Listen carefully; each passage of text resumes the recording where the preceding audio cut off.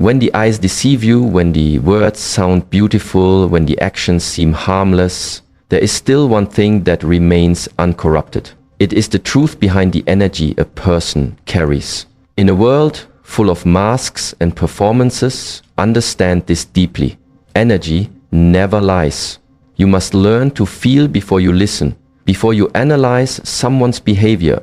Learn to observe how their presence shifts your inner space. There are individuals whose words are kind, whose smiles are warm, whose gestures are socially acceptable, and yet something feels off. Something in your gut whispers caution.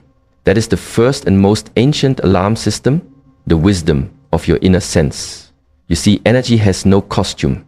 It cannot pretend for too long. It does not wear perfume. It does not know how to lie. It simply radiates what it is. And when someone carries darkness within them, even when they try to present light, there will be a disturbance, a restlessness that you feel in your chest, in your breath, in your emotional rhythm. Some people carry an energy that dries the soul. You were laughing before they came into the room, but now you're doubting yourself. You had clarity before you spoke to them, but now you are confused. You were healing, growing, breathing freely, and then they arrived, and suddenly your progress feels invalid, your confidence questioned, your light dimmed. That is not coincidence, that is not imagination, that is the residue of their spiritual weight rubbing off onto yours. Words can be rehearsed, actions can be manipulated, smiles can be counterfeit, but energy is the essence of a being, and it echoes the truth of their spiritual alignment. A person can tell you they love you while secretly envying your light. A person can show up for you in public while cursing you in their private heart. Energy does not need translation. It is the soul's language. And your spirit, when uncluttered by noise, always understands it. The mind will argue, the emotions will get attached, the ego will want to prove loyalty. But silence will reveal what logic cannot. Sit with someone in silence and observe how your spirit reacts. Does their presence make your thoughts calm or chaotic? Do you feel more alive or more drained after being with them? Do they leave you with clarity or confusion? These are not shallow indicators. They are signals, sacred signals. Often, the demons we encounter do not enter with fire and smoke. They arrive with compliments. They make promises. They wear the face of the familiar. And yet, their energy leaves a trail of inner destruction. You are not imagining it when you feel tension around them. You are not being too sensitive when you notice your peace disappearing. You are simply awake. You are simply perceiving what most choose to ignore. There are people who do not want you to rise. Not openly, but silently. They smile when you speak of your dreams, but inside they hope you fail. They offer help, but their help carries hooks.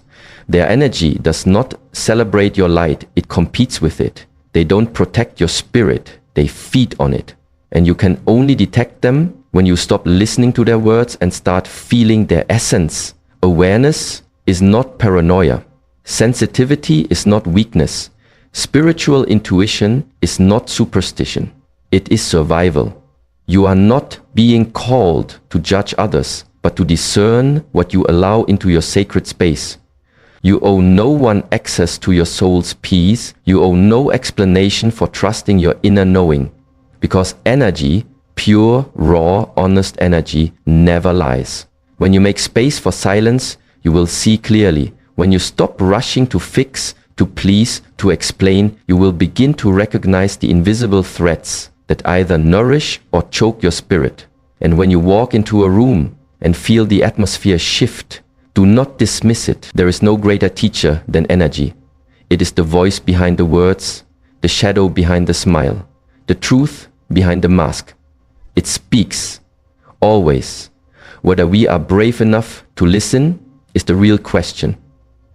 There is a form of darkness that does not roar, does not strike loudly, does not come in storms. It comes quietly. It seeps into conversations. It hides behind jokes. It wraps itself in concern, and yet its nature is parasitic. This is the darkness of consistent manipulation. It begins subtly. A friend or family member questions your memory. That's not what I said, they insist, when you know exactly what was spoken. You're being too sensitive, they tell you, when you express that something hurt. You always overreact, they repeat, whenever you try to address a boundary. And over time, something begins to shift, not in them, but in you. You begin to question yourself. You replay situations in your mind, not once, but over and over. You apologize more often, even when you're not sure what you did. You seek their validation, as though without it, your own sense of truth is incomplete. This is no coincidence. This is no accident. It is the slow erosion of your inner compass by someone who thrives on control, not connection. A manipulator does not need power in obvious ways. They don't raise their voice. They lower your confidence. They don't chain your body. They weaken your belief in your own perception. Manipulation is a spiritual poison. It does not aim to destroy you in one moment. It aims to reshape how you see yourself so that you become easier to control, easier to dominate, easier to silence. If you observe closely, you will notice the pattern. They twist every disagreement so they become the victim. They turn every conversation back to your flaws. They plant doubt in the form of concern. I just worry about the choices you're making. They blur truth with lies so skillfully that after some time, even the strongest minds start to question their own eyes. This is not just a psychological game, it is a spiritual drain, because manipulation is not about winning a discussion, it is about feeding the ego by shrinking the other person's light. When someone repeatedly diminishes your intuition, when they consistently make you feel guilty for having needs, when they sabotage your growth while pretending to support it, this is not love. This is spiritual warfare in disguise. And the most dangerous manipulators are not loud. They are calculated. They may never insult you openly, but they will constantly suggest that you are less capable, less balanced, less intelligent, less worthy of clarity. They do this so that your dependence on them grows and your trust in yourself fades. You see, if you stop trusting your own decisions, you will rely on theirs. That is how they gain power. Watch for repetition. Manipulation is not a one-time slip. It is a pattern. Do they always deflect responsibility? Do they turn their apologies into weapons? I said I was sorry. What more do you want from me? Do they apologize only when it benefits them? Do they use your vulnerability against you later? Do they create confusion rather than resolution after every conflict? A true companion listens to understand. A manipulator listens to find leverage. A true friend holds space for your emotions. A manipulator uses your emotions to guilt or control you. A loving presence empowers you to think clearly, act freely, and feel safe in your own truth. Manipulative presence forces you to shrink yourself to preserve the peace. That is not harmony, that is silent control. The key is not to react with anger or resistance. The key is awareness. When you become aware of the pattern, the spell begins to break. When you see it for what it is, not love, not care, not confusion, but consistent manipulation, you reclaim your mind. And when the mind is clear, the spirit can no longer be caged. Observe how often you feel the need to defend yourself around them. Pay attention to how much energy you spend explaining your intentions. Reflect on how often you feel emotionally exhausted after speaking with them. These are not minor details. These are signs. The signs do not scream, they whisper. And they whisper until you are ready to listen. Not all darkness appears as chaos. Some darkness simply feels like emptiness. It does not come with noise, but with absence. It is not loud, but void. The most dangerous presence is not always the one that attacks you, but the one that slowly disconnects you from your inner light. There are people whose spirits no longer reach toward the light. They have chosen bitterness over growth, pride over humility, and control over connection. When such individuals walk into your life, their influence is not always direct or obvious. Sometimes it feels like nothing at all, until you begin to notice that your inner fire is not as strong as it used to be. The light within you is your connection to truth, peace, compassion, clarity. It is the pulse of your soul that tells you what feels aligned, what feels right, what brings meaning to your existence. But when you are surrounded by those who are disconnected from their own light, you begin to dim. Not because your light is broken, but because you are being smothered by shadows that do not belong to you. These people often walk around with empty eyes. You'll notice it not in what they say, but in what they don't feel. You'll share your joy and they respond with cold politeness. You'll express your pain and they respond with silence, or worse, indifference. They will never meet you in your emotional depth, because to meet you there would require them to be in touch with something they've long buried. When a soul is disconnected from the light, empathy disappears. Gratitude becomes impossible. Every situation is filtered through a lens of cynicism and resentment. They cannot celebrate others because they are too busy counting what life has denied them. They cannot give freely because they live in emotional scarcity. They cannot speak life into you because they are spiritually numb themselves. Over time, being close to such people feels like walking through a spiritual fog. You don't know exactly what's wrong, but something feels off. You feel emotionally flat. You begin to question your own excitement, your own visions, your own desires. Your spirit, which once soared, now settles. And the more time you spend with those disconnected from the light, the more your own light begins to flicker. You start to withdraw from what you love. You stop sharing your dreams. You censor your joy. You minimize your truth. And slowly, your inner world begins to mirror theirs, not because you have lost your path, but because you've allowed someone into your space who cannot walk in the sun and resents those who do. These individuals do not always intend to bring you down, but they live in darkness, and darkness does not tolerate light without trying to dim it. A disconnected soul cannot celebrate your healing. They cannot understand your compassion. They do not see your peace as strength. They see it as weakness. Your ability to forgive threatens them. Your capacity to rise unsettles them. Your resilience shines a mirror to their spiritual absence. And so they respond not with kindness, but criticism. Not with curiosity, but contempt. They question your beliefs. They mock your optimism. They try to reduce your purpose to fantasy. And if you are not careful, you will begin to internalize their emptiness as your truth. You must understand this deeply. The light within you is sacred. It is not meant to be explained to those who refuse to see. It is not your duty to convince someone of their own blindness. It is your duty to protect your vision, because light cannot thrive in an environment that constantly demands its dimming. When someone is disconnected from the light, their presence becomes spiritually cold. You do not feel seen, only watched. You do not feel heard, only scanned. You do not feel safe, only tolerated. The warmth that normally flows from soul to soul is absent. In its place, you feel a hollow stillness that does not nurture, does not inspire, does not support. It simply takes up space while slowly draining your own vitality. Pay close attention to how people respond to your light. Not your success, not your status, but your spirit.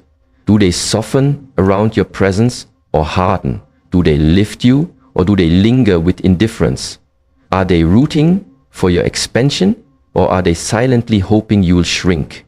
When a person is disconnected from the light, they will never protect yours. Charm is a powerful force.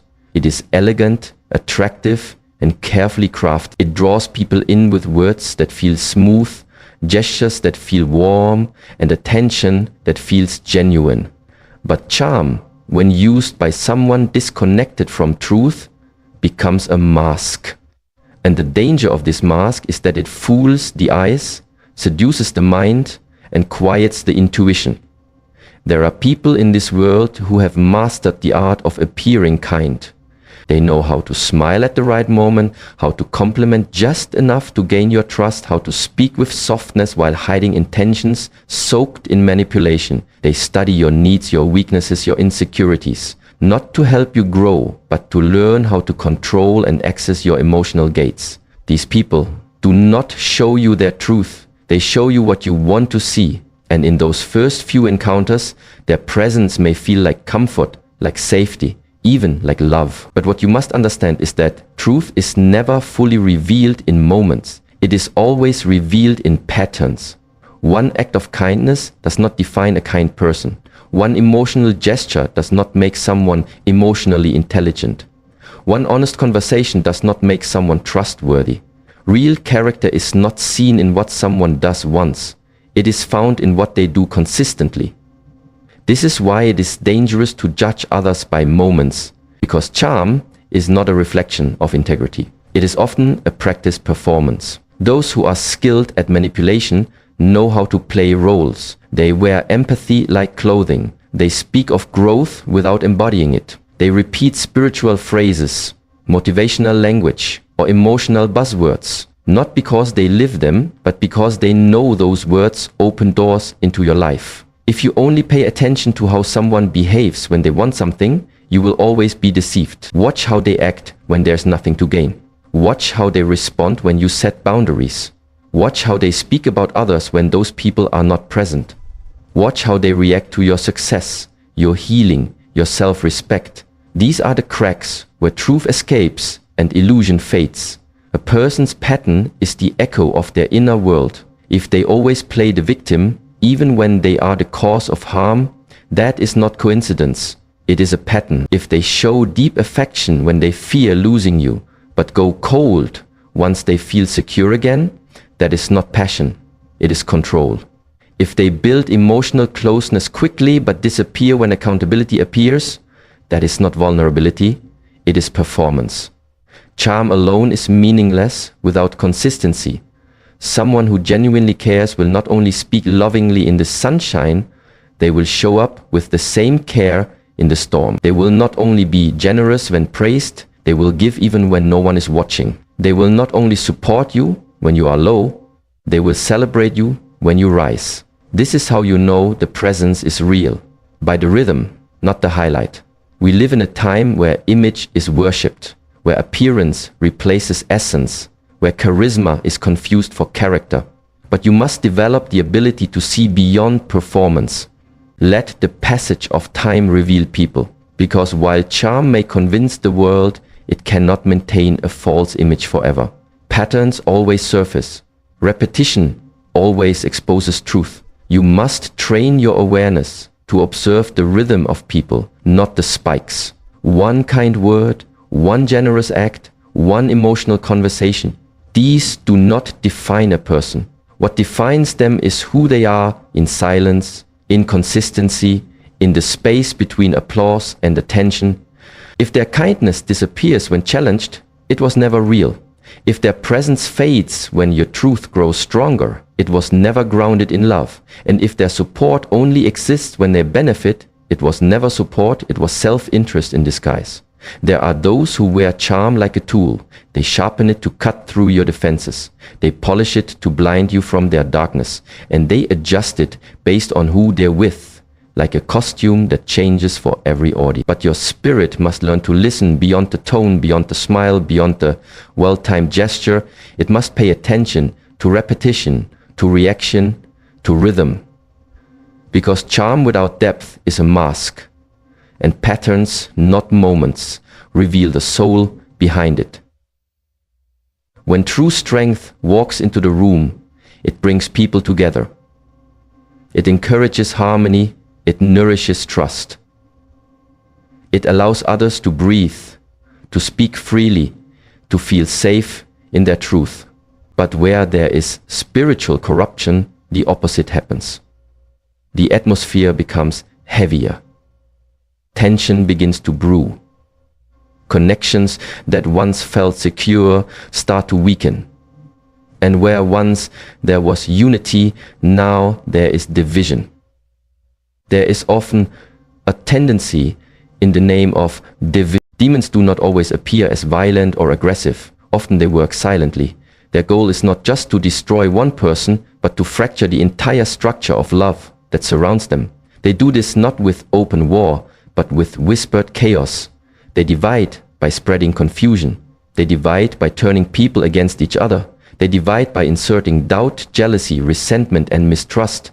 drop by drop, until bonds that once felt sacred begin to crack without a visible cause. You must learn to recognize the subtle hand behind the disorder. Not everyone who smiles in front of you celebrates you behind your back. Not everyone who listens to your pain holds it with compassion.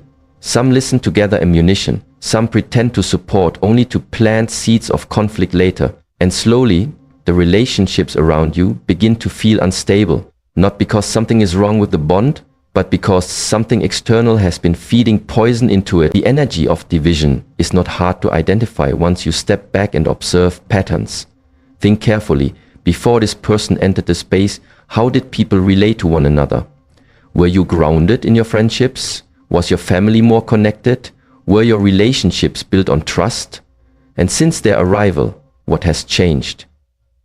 People carrying dark intentions thrive in environments of instability. They are uncomfortable with peace because peace requires truth, and truth exposes manipulation. So instead they stir unrest, they play both sides in a conflict. They tell you what you want to hear, then tell someone else something completely different. They feed drama, then pretend to be the solution.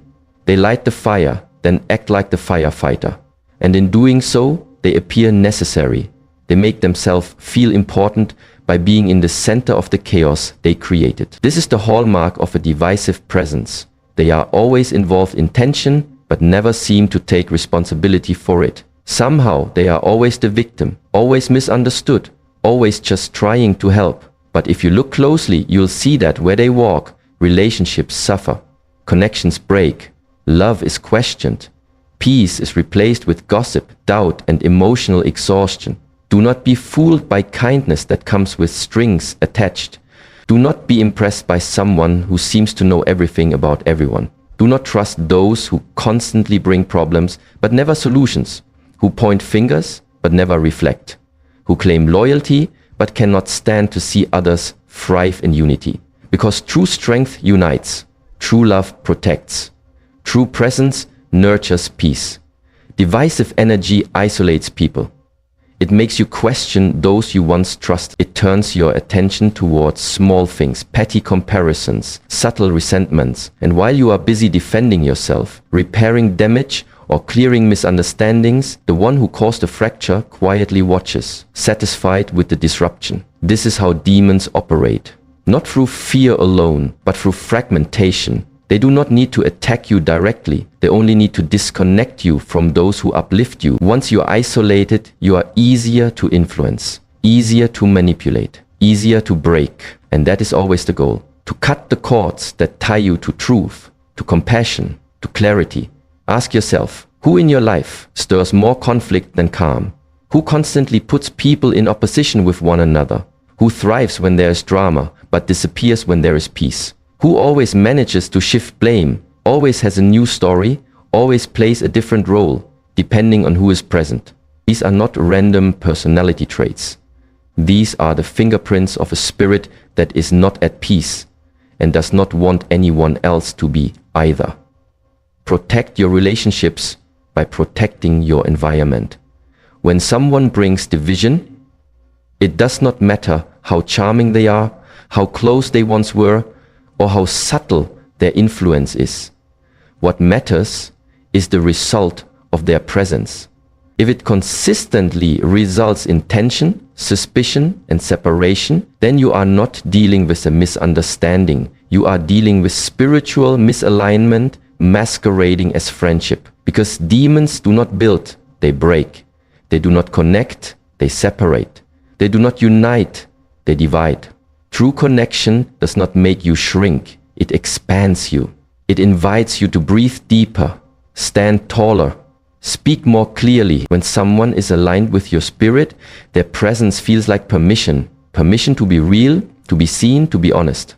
But when the energy is dark, when it carries hidden agendas, unresolved pain, or demonic intention, it does not give you wings.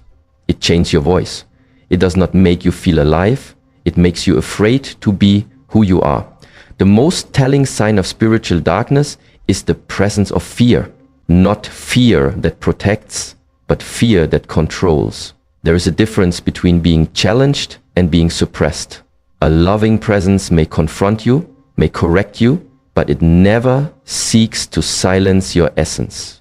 A dark presence does not empower, it suffocates. You begin to censor your thoughts, walk on emotional eggshells, minimize your truth just to keep the peace.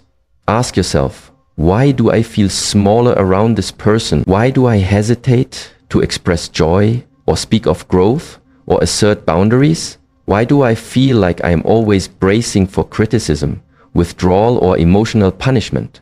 If the answer is not love, it is fear. And fear is not the fruit of a healthy connection. It is a signal that something sacred is being violated in silence. When you are in the presence of someone who carries this spiritual poison, you will notice a quiet erosion of your personal power. You start doubting your decisions.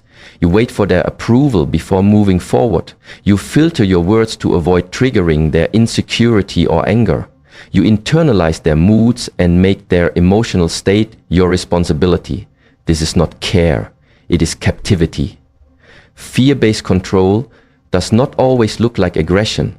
Often, it wears the face of concern.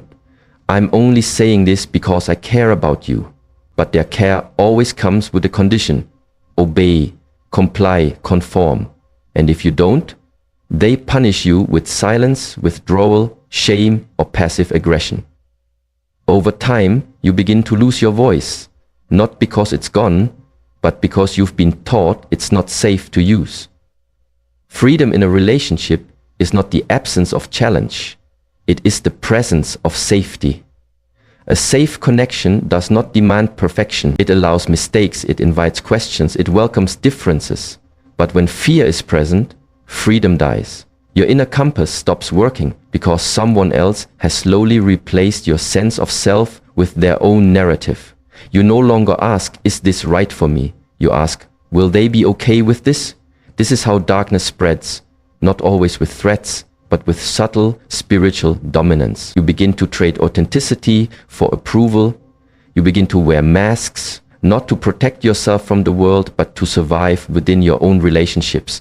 And the most tragic part is, you begin to believe this is love. But love does not silence, it listens. Love does not control, it respects. Love does not intimidate, it invites. Spiritual freedom is not a luxury. It is your natural state. You are not born to walk in fear of rejection, to calculate every word, to shapeshift your identity just to be accepted. The presence of fear is the clearest indicator that something is wrong, not just emotionally, but energetically. When someone carries unresolved wounds, unhealed darkness, or demonic energy, they will not seek connection, they will seek control. And control always breeds fear, not the kind that keeps you safe, but the kind that keeps you silent. You will fear their moods, their opinions, their judgments. You will avoid being too happy, too bold, too ambitious, because your expansion threatens their sense of dominance. You will feel like your spirit must become smaller so they can feel big enough to stay. Your soul was never meant to exist in a space where it must shrink in order to feel safe. Real connection is freedom. Real love makes space for your light. Real presence allows you to evolve without fear of abandonment or punishment. But when the energy is dark, it will always remind you, directly or indirectly, that you are only welcome if you remain who they want you to be. This is the root of fear-based presence. Not love, but control dressed in familiar clothing.